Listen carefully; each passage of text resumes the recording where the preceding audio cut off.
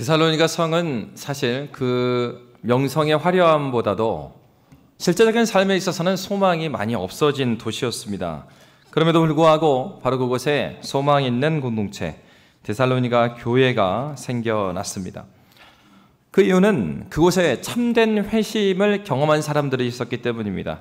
그리고 복음을 위한 대가를 지불하는 그 사람들이 있었기에 교회는 교회로서 세워질 수 있었습니다.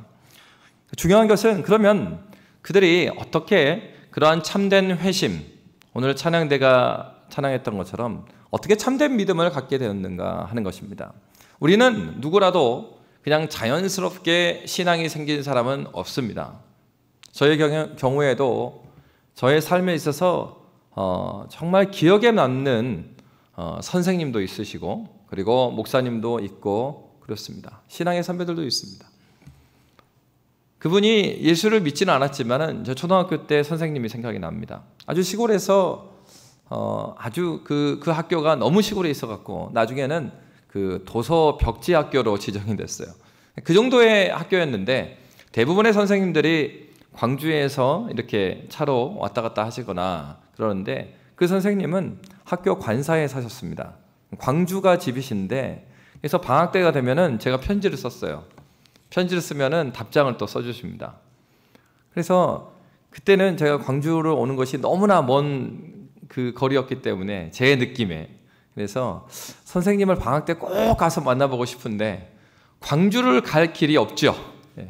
아주 제 고향은 그 군 자체는 바닷가인데 저희 동네는 핸드폰을 한 바퀴 돌리면 다 산입니다. 산. 그런 데 살았습니다. 근데 그 많은 선생님 중에서 그 선생님이 너무 기억에 남아요. 초등학생들이고 저희들이 철부지였음에도 불구하고 굉장히 무엇인가를 계속해서 가르쳐 주기를 원하셨고 그리고 굉장히 인격적이셨던 그 선생님. 우리 선생님뿐만 아니라 저에게 있어서는 신앙에 있어서도 선생님들이 몇 분이 계십니다. 신앙생활에 예수를 믿는 사람이 어떻게 살아야 되는가 하는 거에 있어서는 저는 저희 아버지가 아주 귀한 선생님이셨고 그리고 지금도 스승이 되십니다. 그리고 제가 목회에 있어서 목회자가 어떻게 설교해야 되고 또 신학적인 기준을 어떻게 잡아야 되는가 하는 것은 제가 섬겼던 교회의 김남준 목사님과 또 지난번에 위임식에 오셨던 유해무 교수님 정말로 저는 마음으로 아주 감사한 마음을 갖고 있습니다. 그뿐만 아니라 저에게 있어서는 그 평신도 저의 신앙의 아버지가 있어요. 나이 차이는 1살 차이밖에 안 납니다. 근데 대학교에 들어갔을 때 그 순장님이 저를 맡았어요. 지금 생각해 보면은 그 순장님도 아는 게 별로 없지요. 1년 차이 나는데 뭐 배우면 얼마나 많이 배웠겠어요. 그럼에도 불구하고 영적인 책임감을 가지고 제가 기숙사에 혼자 있을 때 방학 때 아무도 찾아오지 않을 때 순장님이 계속 옆에 있어줬고 그 순장님이 이제 지금 미국에 사십니다. 네, 근데도 지금도 연락을 하세요. 그래서 제가 목사 안수를 받고 나니까 그때부터는 전화하셔갖고 목사님 막 그래요. 제가 그랬습니다. 순장님 무슨 목사입니까? 한 번 순원은 평생 순원입니다. 이제 목회를 하다 보니까 이제는 이 목사로 살다 보면요 선생님이 계속 사라져요. 지근거리에서 나를 이렇게 그러니까 목사로 대하시지 이렇게 순원으로 대하면서 사랑해 주는 사람이 별로 없어요. 그러니까 그 성도로서 사랑해 주는 거 말고요. 그러니까 나를 품은 영적으로 품은 아비로서 사랑해 주는 그 사람. 지금 그런 면에서 저는 굉장히 복된 사람입니다. 멀리 떨어져 있지만 제가 선교사로 나가 있을 때도 그렇고 그리고 한국에 돌아왔을 때도 그렇고 우리 순장님이 카톡으로 전화를 해주셔요. 여러분 우리 중에 누구도 신앙의 견고한 자리 아까 찬양하셨던 것처럼 참된 믿음은 요리문답에서 뭐라고 말하냐면 확실한 지식에 근거한 굳은 신뢰다 그랬어요. 참된 믿음이라는 것은 지성적인 측면이 있을 뿐만 아니라 지성적인 측면은 무엇일까요? 내가 믿는 바 삼위 하나님이 누구신지 명확히 아셔야 합니다. 예수를 믿는다고 하는데 성부, 성자, 성령이 누구신지를 모르는 건 지금 시작을 안 하신 거예요. 그러니까 하나는 예수가 누구신지, 삼위 하나님이 누구신지 명확히 하셔야 합니다. 그리고 두 번째는 그걸 머리로만 아는 것이 아니라 그 삼위 하나님을 알았다면 구원의 의뢰를 말하지 않을 수가 없죠. 여러분, 바울 서신 읽어보셨습니까? 로마서 말씀 굉장히 논리적이에요. 그리고 체계적이고, 그래서 논쟁적인 측면도 있습니다. 그래서 로마서 말씀을 읽다 보면은 그 맥락을 다 파악하면서 읽으려면 쉽지가 않아요. 그런데 한 번씩 사도 바울은 어떻게 로마서를 기술합니까? 로마서를 막 쓰다가요, 갑자기 이게 이 저자의 감정이 느껴져요. 많은 논쟁 가운데서도 이 세상의 그 무엇도 하나님의 사랑으로부터 우리를 끊을 수가 없다. 그래서 막 찬양합니다. 여러분, 삼위 하나님을 온전히 알았다면 하나님을 찬양하지 않을 수가 없습니다. 하나님을 온전히 알았다면 하나님 말씀대로 살지 않을 수가 없어요. 신앙이라는 것은요, 그냥 머리로만 아는 거, 그것은 신앙이 아닙니다. 지식 채우는 겁니다. 신앙은 전인적인 것이에요. 내가 하나님을 알았다면 아는 바 그의 삶이 따라오게 되어 있어요. 그러면 여러분, 이런 거죠. 바로 그런 참된 믿음은 갑자기 명상을 해서 쫙 생겨난 것인가? 아니면은 기도 수련을 해서 만들어진 것인가? 아닙니다. 구약에서부터 하나님께서는 그의 백성을 인도하실 때 하나님께서는 사람을 세우셨어요. 사람을 세우셨어요. 이 부분이 아주 중요한 부분입니다. 신앙이 그저 예배당에 나와서 앉아있으면 생기는 거라고 한다면 목사가 뭐가 필요가 있고 구역장이 뭐가 필요가 있고 교사가 뭐가 필요하겠어요? 신앙은 그렇게 해서 생겨나지 않습니다. 내가 은혜를 받을 수는 있어요. 근데 은혜를 받고 끝나버리면 그것은 날아가 버려요. 우리가 해야 될 건 무엇입니까? 예배 가운데 주신 은혜를 지속적으로 내 안에 보존하는 일을 해야 돼요. 근데 어린아이가 마치 이런 거죠. 아이가 응애하고 태어났어요. 여러분, 아이를 낳게 되면은 그 여성들이 이야기할 때 할머니들도 마찬가지예요. 아기 낳는 얘기를 하면 젊은 엄마부터 해갖고 늙은 엄마까지 다 동참해서 한마디씩 다 합니다. 그 옆에 있던 남편들은 조용히 문을 열고 나가죠. 할 얘기가 없으니까. 아이를 낳아보면 얼마나 그 고통이 어떤 것인지 물론 저는 모릅니다. 근데 너무나 큰 고통이죠. 근데 이제 생각해 보세요. 10달 동안 배에 품었어요. 그 아기를 낳습니다. 그냥 이런 거예요. 야, 너 말이야, 뱃속에다 너를 품고 있는 게 얼마나 힘든 것이냐 아냐? 이제 내가 10개월이 돼갖고 너를 낳았으니까 이제부터 네가 알아서 살아라. 얘가 사라지냐고 이게. 10달을 품었을 뿐만 아니라 이 아이에게는 누가 필요합니까? 엄마가 필요하죠. 양육자가 필요합니다. 하나님께서는 우리가 복음을 잘 이해할 수 있도록 바로 우리에게 부모를 주었어요. 우리 중에 어느 누구도 신앙이 성장해 나갈 때 홀로 서서 신앙이 성장하는 경우는 없습니다. 불가능합니다. 여러분, 예배에 나오셨습니까? 그렇다면 여러분 자신에게 물어봐야 해요. 내가 신앙생활을 하고 있는데 여러분, 이거 중요하지 않습니다. 신앙의 연차가 5년이 됐고 10년이 됐고 20년이 됐고 그거 중요하지 않아요. 중요한 것은 내가 나의 신앙을 지도할 나의 순장이 있는가, 영적인 아버지가 있는가, 이게 중요합니다. 오늘 여러분 스스로에게 한번 물어보십시오. 신앙생활 할 때 우리가 문제가 뭐냐면은 신앙생활은요, 자기를 부인하는 삶입니다. 언제까지요? 그리스도 예수를 만나기까지 그 삶을 살아가는 것이. 근데 여기에서 넘어야 될 고비 중에 가장 큰 것 중에 하나는 외적인 핍박, 그런 게 아니에요, 사실은.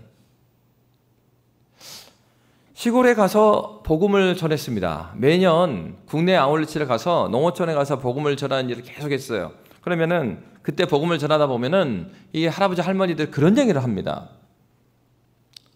집을 여러 번 찾아가고 복음을 전하고 기도해주고 그러면 마음이 열려요. 그 마음이 열려서 이 할머니들이 그렇게 말을 하죠. 그래, 내가 가야 되는 것은 알겠어. 가야 되는 걸 알겠고 내가 하나님께 기도해야 되고 예수로 구원받는 거 알겠는데, 아이고, 내가 지금까지 어떻게 살았는데 지금 어떻게 교회를 가냐. 그러니까 무슨 말이에요? 내가 체면이 있지. 내가 지금까지 이 동네 사람들이 다 예수 안 믿고 절에 다니는 거 다 아는데 지금 내가 교회 가는 것은 그거는 배신이다. 의리를 지켜야지. 의리, 자존심, 체면. 여러분, 의리, 자존심, 체면이 구원시켜주지 않아요. 여러분이 10년, 20년, 30년, 40년이 됐더라도 그리스도 예수가 누구인지, 삼위 하나님이 누구신지 모른다면 자기 부인하셔야 돼요. 내 자존심을 못 이기고는 신앙 안 생깁니다. 체면 때문에 신앙생활 하시죠? 그 체면이 여러분을 지옥으로 인도해요. 기억하셔야 됩니다. 이제 우리 교회에서도 말씀을 가르치고 양육한 일들을 차근차근 해나갈 것입니다. 여러분, 우리는요, 그리스도 예수를 만나기까지 하나님을 알아가야 될 사람들이지, 충분히 알아서 이제 넉넉하다는 사람은 우리 중에 아무도 없습니다. 왜요? 그렇게 뛰어나고 성경을 이렇게 많이 기록한 바울도 자기의 구원을 이루기 위해서 내가 달려가노라 그랬어요. 하물며 바울 사도가 그러는데 우리 중에 누가 내가 충분히 알았다, 내가 충분히 양육받았다, 나 충분히 알고 있다고 말할 수 있는 누가 있겠어요? 여러분, 다 똑같습니다. 장로여서, 목사여서, 아니요. 목사여갖고 다 안다 그러면 책을 뭐하러 삽니까? 목양실에 와보니까 책장이 쫙 있더라고요. 무슨 말입니까? 책을 열심히 집어넣으라 이거죠. 집어넣고 열심히 읽으라 이거예요. 왜? 아니, 교인들 가르치는 일을 위해서 목사는 하나님께 세우셨으니까 그 일을 하라 이거예요. 여러분, 우리는 죽을 때까지요, 하나님을 알아가야 될 존재예요. 우리 중에 누구도 선생님 없이 여기 있는 사람 없어요. 우리 영적인 스승이 없이 여기 있는 사람 없습니다. 만약 이 말씀을 들으면서 여러분 가운데에 내가 영적인 스승이 없다면 기도하십시오. 하나님, 저에게도 영적인 선생님을 주십시오. 만나게 해주십시오. 배우는 거는요, 애들한테도 배워야 돼요. 나이가 적고 많고의 문제가 아니에요. 육신에 많으면 뭐합니까? 내가 영적인 아이면 나이가 어려도 영적인 어른인 그 중고등부 아이한테도 배울 수 있는 것이에요. 그런 자존심을 버리지 않고는 하나님 나라에 못 들어갑니다. 왜 바리새인들이 모두 화 있을진저 예수님의 진노의 대상이 됐을까요? 바리새인과 서기관들이 자존심이 이게 구겨지는 거예요. 누구 때문에? 예수 때문에. 우리가 더 말씀을 먼저 받았는데, 아니 저 어린 예수가 말이야 나타나갖고 자기들의 자존심을 뭉갠단 말이에요. 여러분, 정직해져야 돼요. 누구한테요? 하나님 말씀 앞에 정직해져야 됩니다. 오히려 자존심 때문에, 체면 때문에 주님께 나아가지 못하는 것은 사단의 큰 올무예요. 오늘도 예배로 못 나오게 하는 것, 그리고 오늘도 주의 말씀을 더 가까이 가려고 하는 것을 막는 것, 하나님 이 장애물 하나하나를 우리가 젖혀내야 돼요. 어떻게 해요? 하나님의 은혜 가운데. 야, 하나님께서 세우셨고 하나님께서 이끌어 주시는구나, 하나님께서 길을 열어주시구나, 그 길을 잡으십시오. 그리고 그 말씀 가운데 나오십시오. 데살로니가 교회는 바로 그러한 교회였어요. 그래서 사도는 오늘 데살로니가 교회의 복음을 이끄는 자들에 대해서 몇 가지 권면을 하고 있습니다. 오늘 말씀, 우리 7절 말씀 함께 읽도록 하겠습니다. 7절입니다. 함께 읽습니다. 우리는 그리스도의 사도로서 마땅히 권위를 주장할 수 있으나 도리어 너희 가운데서 유순한 자가 되어 유모가 자기 자녀를 기름과 같이 하였으니. 아멘. 오늘 말씀에서 보면은 유모가 이렇게 말합니다. 그러니까 이 유모를 보면은 마치 그냥 직업적으로 또는 노예 중에서 아이를 키우는 자로 이렇게 생각할 수가 있는데, 그렇게 해석도 가능합니다. 그런데 원어를 보면은 이 유모는 어머니와 같은 뜻으로도 써요. 어머니라는 단어도 써요. 그리고 그럴 것이 오늘 뒤에 말씀에 보면 유순한 자가 되어 유모가 누구를 기름과 같이 하라고요?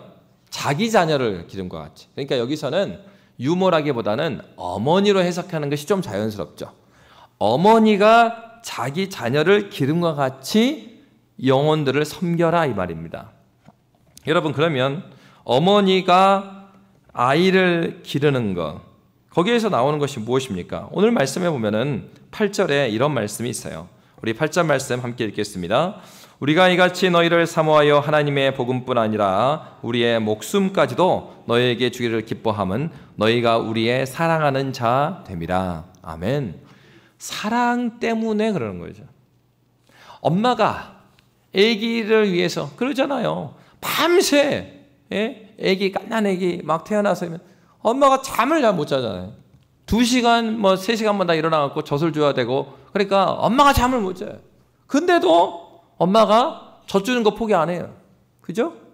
그리고 아기가 울기만 하면은 이제 초보 엄마.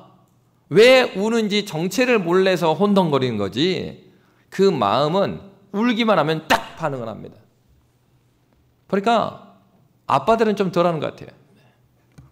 똑같이 밤에 아기가 울어도 아빠 계속 잡니다. 코 골고. 근데 엄마는 파탁 일어나가지고 얘가 왜 그런가 해서 기저귀도 받다가 처음에는 구분이 안 되니까요. 얘 울음소리가. 나중에 엄마들이 그러더라고요. 이제는 이 울음이 기저귀 울음인지 배고픈 울음인지 구분이 간대요. 진짜 그럽니까? 이쪽에 물어봐야 되나? 그러니까 어떻게 했습니까? 왜 그 목소리 구분이 가는 거예요? 사랑이죠, 사랑. 신기한 일이 있죠. 놀이터에서 엄마들이 앉아가지고 애들이 노는 걸 보면서 엄마들이 앉아가지고 다 있습니다. 근데 대부분의 경우 보면은요, 엄마들이 아기를 보는 것 같은데 잘 봐보세요. 엄마들이 자기들끼리 수다 떨고 있어요.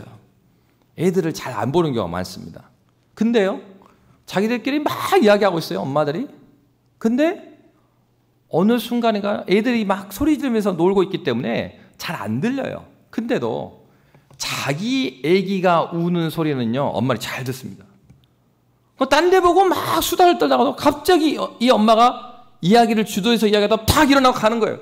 저 아줌마 왜 일어나나? 그럼 자기 아기가 울었어요. 그걸 들리는 거예요. 수많은 소음 가운데 자기 아기 소리는 정확히 들리는 거예요.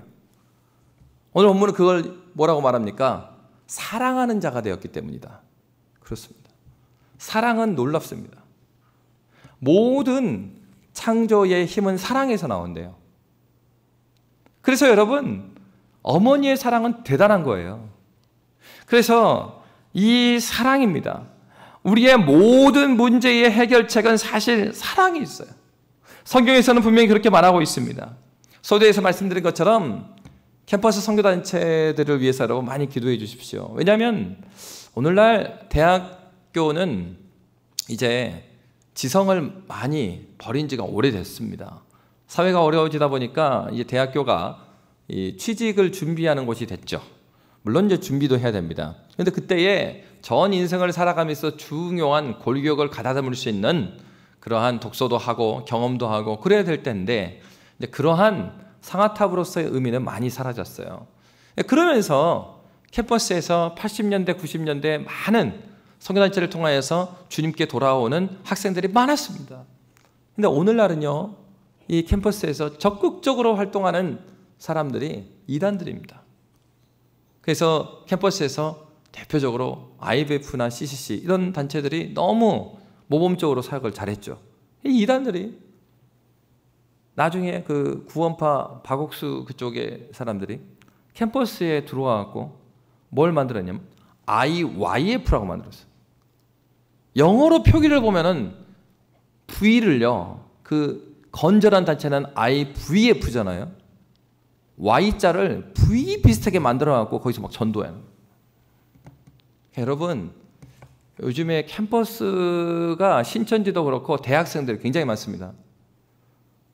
그러니까는 복음의 모판이 됐던 캠퍼스인데 이제는요, 캠퍼스에서 그 복음을 전하는 단체들이 굉장히 힘들어졌어요. 우리가 자녀들을 위해서 기도할 때 이 캠퍼스를 위해서도 기도해야 돼요. 하나님, 정말 저 때에 그리스도 예수를 깊이 사랑하는 그 사랑을 경험하게 해주십시오. 근데 여러분, 캠퍼스 선교단체가 굉장히 영향력 있게 활동을 합니다. 근데요, 그 캠퍼스 선교단체에 가보면은요, 돈도 없습니다. 재정도 없어요. 그 전에 저도 이제 교회 생활만 쭉 하다가 대학교 선교단체를 갔는데 MT를 하고 수료를 내는데요, 다 회비를 받는데, 교회에서 여러분 지금 수련회 가면 얼마 받습니까? 애들 이번에도 가니까 얼마 받? 여름에 뭐 2박 3일을 가든 또 겨울에 1박 2일을 가든 회비가 10,000원이에요. 10,000원. 근데요, 그 20년 전에도 10,000원 받았거든요. 물가 상승률이 반영이 되지 않는 게 교회 수련회. 근데요, 캠퍼스에서는요, 돈이 없으니까 회비가 비쌉니다. 아니, 수련회 가려면 막 돈 내야 돼요. 애들이요, 아르바이트 해갖고 막 내고 가는 거예요. 그러니까 캠퍼스에 가면은, 선교단체 가면은, 아이고 돈도 없지요. 그리고요, 예배 드릴 장소도 마땅치 않습니다. 저희 대학에서 캠퍼스에서 예배 드리려면은 막 교실에서 예배 드리고 있으면은 누가 민원이 들어오면요, 다음 주에 여기서 못 드려요. 그럼 또 딴 데로 가는 거예요. 교수님한테 또 과 사무실에 말씀드려가지고. 여러분, 캠퍼스에서 보면은 교회는 건물도 있죠. 그 다음에 이 체계적이죠. 그리고 재정도 있죠. 뭐 다 있는데 교회는요, 아무것도 없어요. 선교단체 아무도 없었어요. 누구만 있냐? 사람밖에 없어요. 사람밖에. 근데요, 사람밖에 없는데 캠퍼스에 놀라운 일을 해요. 어떻게 그렇게 할 수 있을까요? 우리가 생각할 때는 자 모여라. 캠퍼스 선교단체 사람들이 200명, 300명 되면은 어떻게 그게 다 모이고 어떻게 다 흩어지지? 이렇게 생각할 줄 모르는데 사람에게 집중하는 구조를 가지고 있습니다. 그래서요, 순장이 순원을 책임져요. 졸업까지만 하는 게 아니에요. 무슨 서약을 하면 평생 순장 서약도 해. 졸업하고서도 내가 이 단체에 소속해서가 아니고 교회에 가서도 계속해서 내가 생명을 낳는 일을 하겠습니다. 그 관계가 평생 가는 거예요. 여러분, 마치 뭐와 같아요? 영적인 아비와 어미 같은 거예요. 그러니까 오늘 본문에서 그거예요. 바로 데살로니가 교회에 태어난 지 얼마 되지 않은 교회입니다. 그럼에도 불구하고 이 교회가 생명력 있게 칭찬받는 교회가 될 수 있었던 그 이유는 그 안에 영적인 아비의 마음으로, 어미의 마음으로 섬기는 사람들이 있었어요. 그러면 여러분, 그런 어머니들의 섬김이 그 사랑으로부터라고 했는데, 여러분 여기서의 사랑은 뭘까요? 우리 사랑만큼, 사랑이라는 단어만큼 이 세대별로 차이가 나는 이해가 아주 큰 단어가 없어요. 젊은이들은 사랑을 어떻게 생각합니까? 이렇게 말하더라고요, 누가. 젊은이들이 생각하는 사랑은 형용사랍니다. 형용사. 사랑이 뭐냐? 사랑이요? 느낌이 있어야죠. 느끼는 거래. 그래서 산뜻하고 신선하고 두근거리고 형용사. 근데 그 어느 정도 자녀도 키우고 결혼한 지 한 20년 되고 그런 분들한테 사랑은 뭡니까? 그럼 뭐죠? 사랑은 안 나오시네요. 사랑은 눈물의 씨앗이라고. 그죠? 그러니까 남편과 아내가 사랑해서 살아왔어요. 근데 그 사랑의 열매인 아이들이 있어요. 그 아이들도 사랑해요. 그 수많은 사랑의 세월을 거쳐보니까 사랑은 우리가 생각하는 좀 형용사처럼 산뜻하고 신선하고 여러분 30년 되신 40년 되신 부부 신선하십니까? 예. 지금도 신선하시군요. 예, 그렇죠. 그러니까 이 사랑은 그냥 형용사로 멈춰 있는 게 아니라 동사랍니다. 동사. 사랑은 동사래요. 무슨 얘기예요?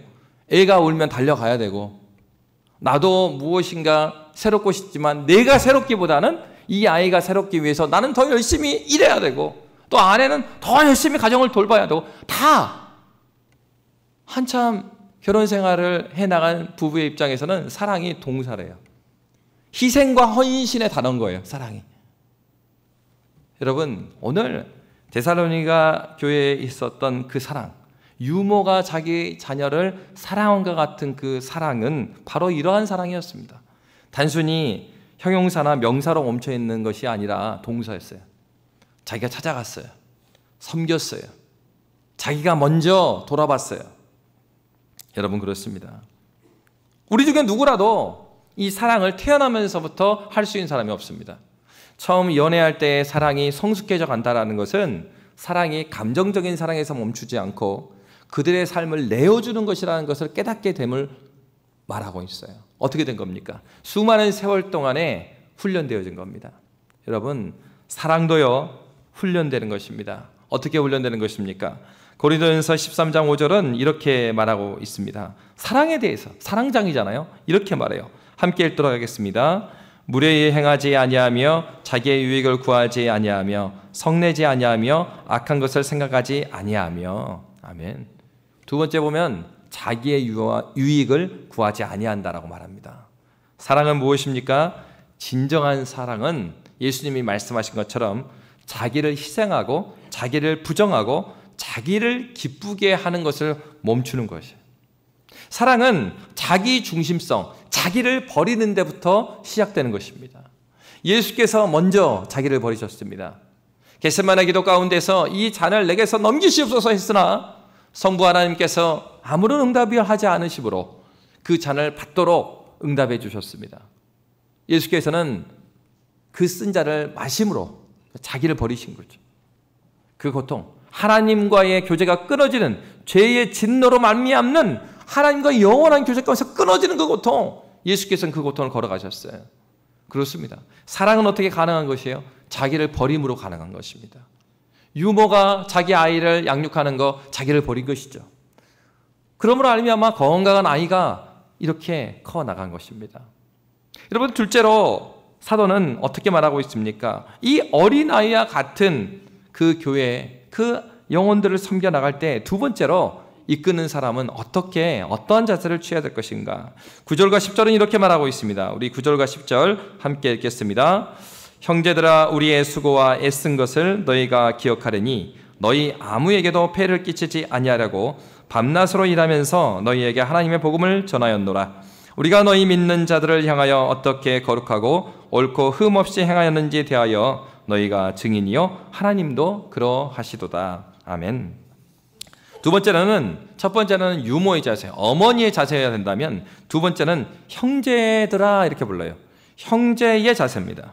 그러면 형제의 자세인데 어떤 자세였습니까? 바울 사도가 너희가 기억하리니 너희 아무에게도 폐를 끼치지 아니하려고 밤낮으로 일하면서 너희에게 하나님의 복음을 전하였다라고 말하고 있습니다. 여러분, 바로 사도 바울의 전도자들은 그들이 아무에게도 폐를 끼치지 아니하라고 밤낮으로 일하면서, 이 얘기는 원래 무슨 얘기입니까? 복음을 전하는 자들이 마땅하게 너희에게 경제적인 지원을 받는 것이 마땅하다라고 사도는 말해요. 성경에서 그것을 증거하고 있습니다. 여러분, 빌립보 교회의 본을 보면 바로 그렇죠. 사도 바울은 이 부분에 대해서 이렇게 말합니다. 고린도전서 9장 4절부터 8절에 보면 사도들이 경제적인 후원을 받은 권리가 있음을 말하고 있어요. 어떻게 말하냐면 이렇게 말합니다. 우리 4절부터 함께 읽도록 하겠습니다. 우리가 먹고 마실 권리가 없겠느냐? 우리가 다른 사도들과 주의 형제들과 게바와 같이 믿음에 자매된 아내를 데리고 다닐 권리가 없겠느냐? 어찌 나와 바나바만 일하지 아니할 권리가 없겠느냐? 누가 자기 비용으로 군 복무를 하겠느냐? 누가 포도를 심고 그 열매를 먹지 않겠느냐? 누가 양떼를 기르고 그 양떼의 젖을 먹지 않겠느냐? 내가 사람의 예대로 이것을 말하느냐? 율법도 이것을 말하지 아니하느냐? 아멘. 마지막 절에 8절에 내가 사람의 예대로, 무슨 얘기예요? 믿지 않는 사람이 생각해도 너희를 위해서 복음의 헌신을 내가 하고 있고 너희를 가르치기 때문에 너희들이 마땅히 사도들을 대접하고 사도들의 경제적 후원하는 것이 마땅하다, 이 얘기를 하는 거예요. 누구한테도요? 믿지 않는 예대로 해도. 그리고요, 율법도 이것을 말하지 않느냐, 이렇게 말해요. 그럴 뿐만 아니라 고린도전서 9장 14절에 보면 이렇게 되어 있습니다. 고린도전서 9장 14절 함께 읽습니다. 이와 같이 주께서도 복음 전하는 자들이 복음으로 말미암아 살리라 명하셨느니라. 아멘. 일반적인 사회적인 상식으로 봐도, 그리고 율법으로 봐도, 그리고 그리스도 예수의 말씀을 보아도 이것이 마땅하다. 그럼에도 불구하고 사도는 마땅히 누릴 수 있는 권리를 자신이 포기했어요. 왜요? 오늘 본문에 보면 너희 아무에게도 폐를 끼치지 아니하라고. 사도의 관심은 어디에 있었습니까? 복음이 복음대로 전수되는 데 목적이 있었어요. 여러분, 바로 그들의 후원을 받음으로써 그들 중에 이제 막 시작된 교회 아닙니까? 그들 가운데 신앙이 연약한 자들이 오해를 하는 거예요. 아, 저 사도들이 와가지고 복음을 전하는 이유는 자기 돈벌이 하는 거구나. 여러분, 돈벌이 하려면 이 사도의 생활을 왜 하겠어요? 그냥 돈 벌고 사는 게 편하지. 그렇지 않습니까? 그런데 사도가 그 얘기를 하는 거예요. 마땅한 권리가 있으나 권리를 자기가 누리지 않는 이유는 아무에게도 폐를 끼치지 않게 하려고. 무엇보다도 복음의 손상을 가져오지 않으려고. 아, 저 사도가 열심을 내놓은 이유는 저거 반대급부로 뭐 받아먹으려고 그러는가 이런 거. 아, 복음이 굉장히 이상한 것처럼. 사도는 복음을 먼저 생각을 했고 형제들을 먼저 생각했습니다. 고린도후서 8장 2절에 보면은 마게도냐 교회들이 이 예루살렘 교회의 흉년을 도왔던 내용을 이렇게 적고 있어요. 고린도후서 8장 1절 2절입니다. 함께 읽겠습니다. 형제들아, 하나님께서 마게도냐 교회들에게 주신 은혜를 우리가 너희에게 알리노니 환난의 많은 시련 가운데서 그들의 넘치는 기쁨과 극심한 가난이 그들의 풍성한 연보를 넘치도록 하게 하였느니라. 아멘. 여러분, 보통 교회가 경제적으로 어렵고 그리고 어려운 시기가 오면 보통의 경우는 선교와 구제의 예산들을 깎는 경우가 많아요. 그래서 우리나라가 IMF가 딱 있었을 때 수많은 선교사님들이 고난을 처했습니다. 그러니까 후원이 다 끊어지는 거예요. 그러니까 마찬가지로, 그러니까 파송한 나라의 경제가 어려워지면 이 타격을 선교사님들이 받아요. 그러니까 요즘에도 이 환율이 너무나 높아져가지고 교회들이 후원을 하면 그래도 제3국에서 사역하시는 선교사님들은 물가 차이가 있고 그렇기 때문에 조금 덜하지만은 예를 들어서 요즘에 중국 같은데 우리보다 더 잘 삽니다. 그러니까 웬만큼 후원을 해갖고 사기가 어려워요. 옛날의 중국이 아니에요. 이런 데는 환율이 한번 이렇게 뛰어버리면 선교사님들이요 막 3분의 1, 막 4분의 1이 깎아져서 이렇게 송금이 되는 거예요. 그럼 너무나 힘들어지는 거예요. 여러분, 그런데도 불구하고 마게도냐 교회들이 예루살렘 교회를 어떻게 섬겼느냐를 이야기하는 거예요. 그때가 언제였냐? 2절의 말씀처럼 환난에 많은 시련이 있었던 거예요. 그 환난이라는 것은 그들도 경제적으로 어려웠습니다. 그리고 그들도 핍박받는 상황이었습니다. 그런데도 불구하고 마게도냐에 있었던 빌립보 교회를 비롯해서 많은 교회들이 연보, 헌금을 모았어요. 왜요? 자기들이 이방인 교회죠. 이방인 교회임에도 불구하고 예루살렘 교회는 누구 중심의 교회입니까? 유대인 중심의 교회예요. 당시 유대인들이 이방인들을 그렇게 무시했습니다. 그럼에도 불구하고 그들은 한 형제로 여겼어요. 자기들을 무시하는 교회인 거 자기들도 알아요. 그럼에도 불구하고 예수 안에서 우리가 형제이니 이 어려울 때 그들과 함께 이 어려움을 함께 나눠야 되지 않겠느냐. 그래서 어떻게 했다고 합니까? 환난의 많은 시련 가운데서 그들의 넘치는 기쁨과 극심한 가난이 그들의 풍성한 연보를 넘치도록 하게 하였다.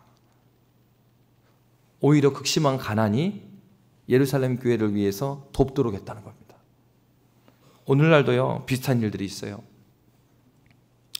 경제적으로 풍요하면은 많이 어려운 사람을 돕고 선교사를 도울 것 같은데 딱히 또 그렇지도 않습니다. 왜요? 어릴 때부터 부족함이 없이 살았던 사람들은 그 어려움이 무엇인지를 알지 못해요. 그 어려운 것이. 아이가 학교에서 뭐가 필요하다는데 그 돈을 못 구해가지고 그 돈 못 구해갖고 여기저기서 아쉬운 소리 해야 되고, 그리고 먹을 것이 없어가지고 도시락 싸는 것도 문제가 되고, 이런 것들을 이야기하면요 막 그렇게 얘기합니다. 저보고 몇 년생이냐고 물어봐요. 이 전라도 시골이 어렸을 때 보면은 다른 지역보다 막 30년 40년 늦었거든요. 그러면 서울에 가갖고 이야기를 하는데 나만 저기 할아버지 같아. 말이 통하는 사람이 없어요. 제가 홍콩에 가갖고 저보다 더 심한 저보다 어린 집사를 만났어요. 여수 출신이었어요. 저보다 더 어렵게 살았더라고요. 여러분 어떻게 되냐면 진짜 고생하고 어렵게 사는 사람은요, 그 어려움, 그 선교사의 어려움이요 나한테 다가와요. 내가 그 선교지를 안 가봤지만은 그 막 공감이 되는 거예요. 그래서 자기의 삶이 어려운데도 더 섬기는 거예요. 이 마게도냐 교회가 예루살렘 교회 기근이 와서 어렵다니까는 그런 마음을 가졌어요. 오늘 성경 어떻게 말합니까? 돈이 있고 없고의 문제가 아니에요. 오늘 성경은 넘치는 기쁨과 극심한 가난이 그들의 풍성한 연보를 넘치도록 하겠다. 그들의 마음 가운데 자기들을 무시하는 예루살렘 교회이지만 그 교회가 형제라는 의식이 그들에게 있었습니다. 여러분, 이 형제라는 그 마음, 지체됨의 마음, 지체의 의식이 있을 때 우리에게 수고와 애씀이 나오는 거예요. 우리의 섬김의 열심과 대가를 지불하는 수고, 영혼을 섬기려는 수고는 어디서부터 나옵니까? 주님께서 보내주신 나의 형제라는 마음이 있어야 돼요. 지체라는 마음이 있어야 됩니다. 여러분 그렇습니다. 우리는 하나님께서 그리스도 예수로 말미암아 형제 자매로 한 몸으로 부르심을 받았습니다. 그래서 성경은 그렇게 말하는 것이죠. 그러면 그러한 사도의 수고와 애씀, 영혼을 섬기는 자들의 수고와 애씀은 무엇입니까? 10절의 말씀에 보니까 우리가 너희 믿는 자들을 향하여 어떻게 거룩하고 옳고 흠 없이 행하였는지에 대하여 너희가 증인이요 하나님도 그러하시도다. 거룩하고 옳고 흠 없이 그들이 행했어요. 이 말은 틀린 것이 하나씩 없었다 이런 말이 아니에요. 먼저 그 길을 가신 그리스도 예수를 바라봄으로 그 길을 추구하며 걸어가는, 거룩을 향하여서 걸어가는 거예요. 옳고 흠 없는 삶을 지향한다는 얘기예요. 지금 완벽하다는 얘기 아니에요. 지금 완벽하지 않아요. 그럼에도 불구하고 나아갈 길이 명확해요. 지속적으로 예수 따라가는 삶은 그 길을 걸어갑니다. 하나님께서는 바로 그러한 삶으로 형제들을 대하도록 하셨습니다. 여러분, 오늘날 많은 교회들이 봉사를 돈으로 대체하는 경우가 많아요. 예전에 이제 청년부가 그랬다는 거예요. 그 예전에 있었던 교회. 청년부를 이제 1부, 2부 또는 1부, 2부, 3부로 나누고 막 그래요. 왜요? 이제 그 결혼하지 않은 이 청년들이 많아지니까. 그런데 이제 청년 2부가 3부하고 같이 일하는 걸 막 곤란해하고 3부는 2부하고 일하고 싶어 해요. 그럼 어떤 경우가 생기냐? 3부는 이런 거예요. 3부만 해갖고 한 40대부터 해갖고 3부를 만들어 놓으면 3부의 지체들이 하는 얘기가 너무 힘들다. 그러니까 뭐가 힘드냐? 우리 중에는 열심히 뛸 사람이 없다. 여러분 이제 우리 교회에서 40대 이야기하면은 뭐가 뛸 수가 없냐 그러시겠지만 그 청년으로 40을 살면 이게 힘듭니다. 여러분 힘들어요. 그러니까 뭐냐면 3부하고 같이, 그러니까 2부하고 3부가 합쳐지면 2부는 보통 돈이 없어요. 근데 2부는 뭐가 있죠? 열심히 있어. 근데 3부는 돈은 있는데 열심히 없어요. 그러니까 같이 하기를 원해요. 그러니까 그런 일들이 딱 있는 거예요. 이런 거예요. 근데 그럴 때 그 얘기를 하는 거죠. 우리가 나이가 몇 살이 됐든 간에 우리의 섬김을 돈으로 대체할 생각을 하지 마라. 그냥 오늘날 교회들의 많이 분위기가 어떻습니까? 몸으로 가서 섬기기보다는 그거를 헌금으로 대체하고 돈으로 대체하는 경우도 많아요. 아니 여러분 근데 그 달라요. 진짜 와가지고 주님의 몸된 교회에 화장실을 닦으면서 내 마음이 가난해지고 교회가 내 교회가 되는 겁니다. 여러분 저 교회가 멀리 느껴지십니까? 그러면요 토요일 날 나와서 조용히 청소하고 가십시오. 그러면요 애정이 생깁니다. 지금도 토요일을 조용히 와서 청소하고 가시는 분들이 있어요. 조용히 오셔서 주방에서 섬기고 가시는 분들이 있어요. 물론 목양실이 주방 위에 있어갖고 그렇게 조용하지는 않읍니다. 근데 하여튼 조용히, 근데 뭐예요? 바로 그런 섬김 가운데서 이 교회가 내 교회고 하나님 주님의 몸된 교회의 빈자리가 무엇인지를 알게 돼요. 교회는요 편리함을 추구하는 곳이 아니에요. 수고와 애씀을 추구하는 것이 교회입니다. 그러므로 여러분 지금 내가 섬기는 자리가 없다면 빨리 찾으십시오. 주님의 몸된 교회를 섬김으로 형제를 사랑함으로 섬길 때 하나님께서 우리의 신앙을 쫙 이끌어 주셔요. 그런 은혜를 누리시기 바랍니다. 마지막으로 오늘 성경이 이렇게 말하고 있습니다. 11절입니다. 함께 읽겠습니다. 너희도 아는 바와 같이 우리가 너희 각 사람에게 아버지가 자기 자녀에게 하듯 권면하고 위로하고 경계하니. 사도는요 이렇게 말하지 않았어요. 사랑으로 다 해라. 근데 그 사랑이라는 것이 어떤 내용을 갖고 있어요? 아버지가 자녀에게 하듯이라고 말하는데 그 내용을 권면, 위로, 경계입니다. 위로는 설명 안 해도 알겠죠. 그런데요, 세 단어를 말하는데 권면, 위로, 경계. 권면하고 경계는요, 엄격한 얘기를 하고 있는 거예요.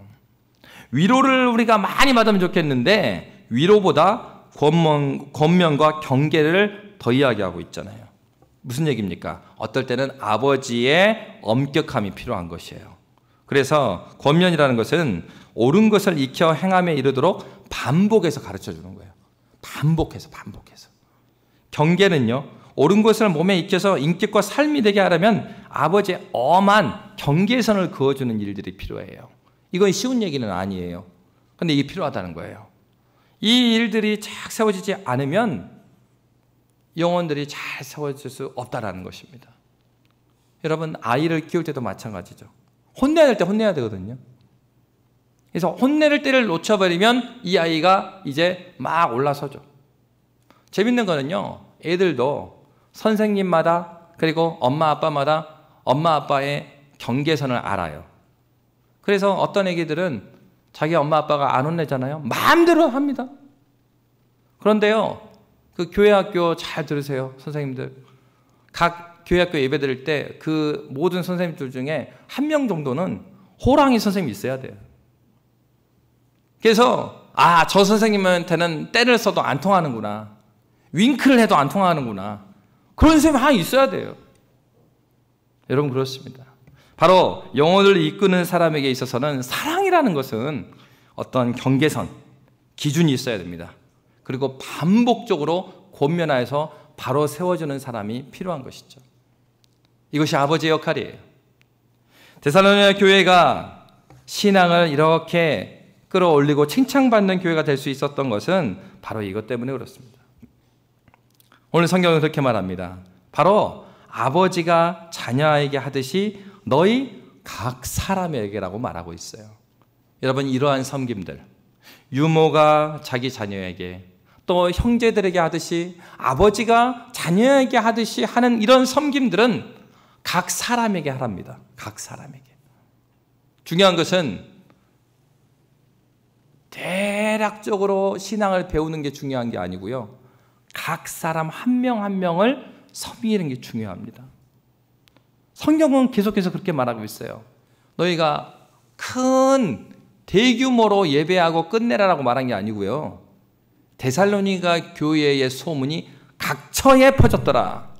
그리고요, 오늘 본문에서 뭐라고 말하였어요? 이러한 섬김을 각 사람에게 하라고 그랬어요. 각 사람에게. 한 명 한 명에게. 여러분, 저와 여러분 한 명 한 명에게 영혼의 아버지, 영혼의 어머니가 필요합니다. 저와 여러분 한 명 한 명이요, 영혼의 아비, 어미가 돼야 돼요. 나는 좀 모르니까. 아니에요. 우리 모두가 영혼을 섬기는 자가 돼야 합니다. 우리 모두에게 영혼의 아비, 어미가 있어야 돼요. 그래서 딱 물어보면은 당신이 누구한테 양육받고 있습니까? 네, 저는 홍길동이요. 딱 나와야 돼요. 그 사람이 완벽하기 때문이 아니에요. 우리가 연약하기 때문에 그래요. 우리는 누구라도 홀로 설 수 있는 사람은 없습니다. 성경은 우리에게 그렇게 권면하고 있습니다. 그렇게 도전하고 있습니다. 여러분은 하나님께서 제자로 부르시기 위해서 부름받은 사람이지 어린아이로 계속 있기 위해서 부름받은 사람이 아닙니다. 저와 여러분이 이제부터는 하나님 말씀 가운데서 영적인 아비와 어미로, 그리고 우리가 몸된 교회 각 사람을 섬기는 믿음의 교회가 되시기를 주의 이름으로 축원합니다.